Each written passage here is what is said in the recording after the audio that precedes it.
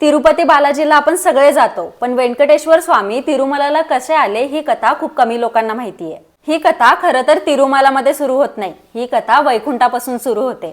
एकदा महर्षी भृगूंना एक प्रश्नाचं उत्तर शोधायला पाठवलं गेलं। तो प्रश्न म्हणजे 3 देवांपैकी सर्वोच्च कोण, ब्रह्मा, महादेव की विष्णू। ते आधी ब्रह्मदेवांकडे गेले, मग महादेवांकडे गेले। दोघांनीही त्यांच्याकडे लक्ष दिलं नाही, म्हणून भृगू रागावले। शेवटी ते विष्णूंकडे गेले आणि कोणतीही सूचना न देता त्यांनी विष्णूंच्या छातीवर लाथ मारली। तेच वक्षस्थळ जिथे देवी लक्ष्मी निवास करतात।